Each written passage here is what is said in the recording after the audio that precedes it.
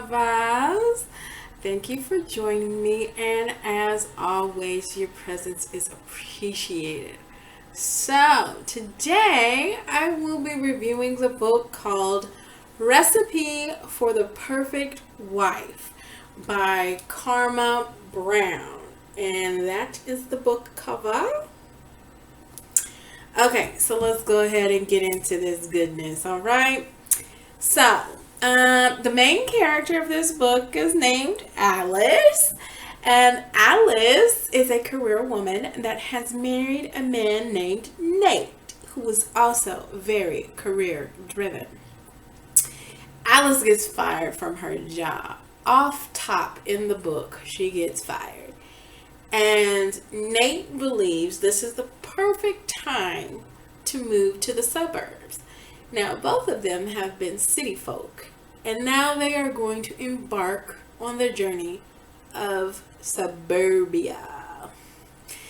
Nate purchased the first house they viewed, and Alice begrudgingly goes along with it.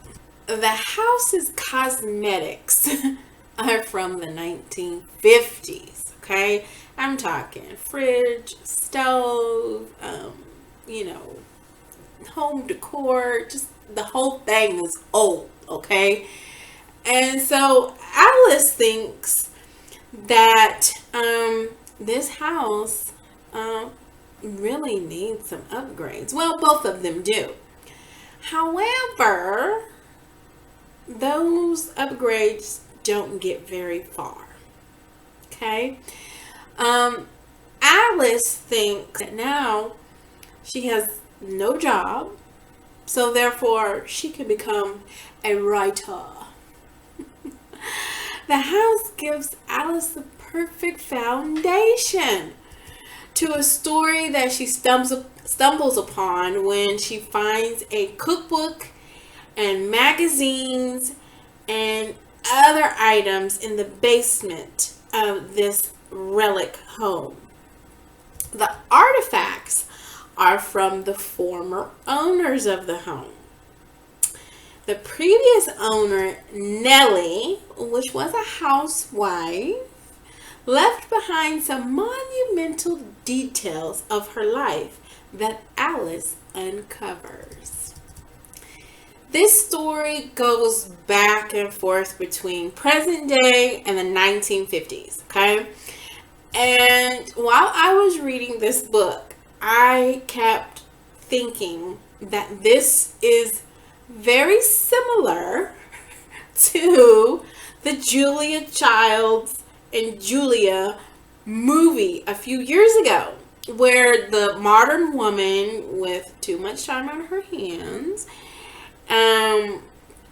begins this, cooking journey from the Julia Childs cookbook. And so this movie flips back and forth between present day and the past and tells the stories of both women. Well, this book is cut from the same recipe, okay? It jumps back and forth through present day and history, and it tells parts of these women's lives. However, this book has a bit of a sinister twist to it, which I will let you read the book to find out what that is. Alice does get way deep into character and has some secrets of her own. And she really develops some of the characteristics of Nellie. Alice begins to dress in a 1950s-ish way. She has found this cookbook and has begun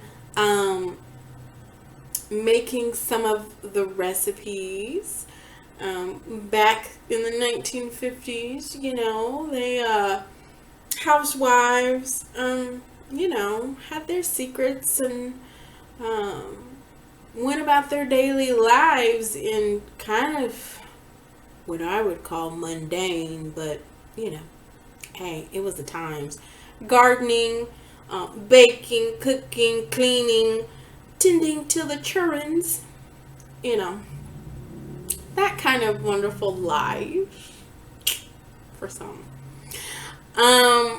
At some points, it almost felt like Nellie, the woman of the past, was somehow kind of orchestrating the present to a degree. I enjoyed both ladies' stories and how they evolved in this book. I will tell you there is a level of domestic violence described in the book. I was having a conversation not that long ago about how women of yesteryear had to have a husband in order to have a standing in the community and a semblance of a good life.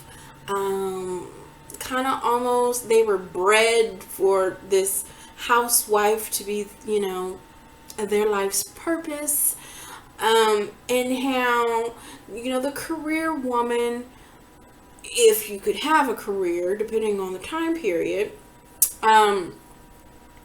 were not exactly looked upon in the greatest light within the community. However, I get the feeling when reading some of these stories that the women of yesteryear really didn't want to be at home. I mean, they had dreams, they had hopes outside of home. Like, some of them did not want to be housewives, but it was almost their only option in order to have what they considered back then a good life. And in this conversation I was having, when reading this book, I really kind of thought back on that conversation and was like, yeah, Nellie did not seem like she was all that happy to be a housewife. And just the snippets of the other housewives in the community, it didn't seem like this was their preferred way of life. It was just how it was back then. I don't know, ladies, we have definitely evolved from that era of housewife being the most idyllic option. In that conversation that I had, we talked about how those barriers that kept women, well, kind of in marital bondage to a man are no longer.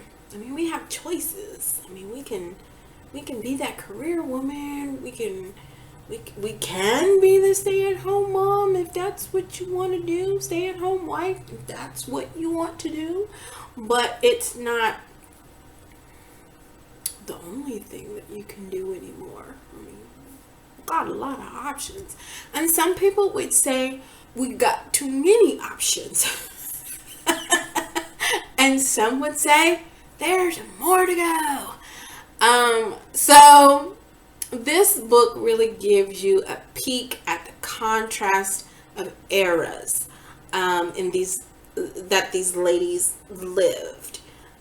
Here you've got a career woman that has gained this education, has had this job, has had independence, And now she's a housewife stuck in suburbia, and in my opinion, lost. I mean, she's not who she has been.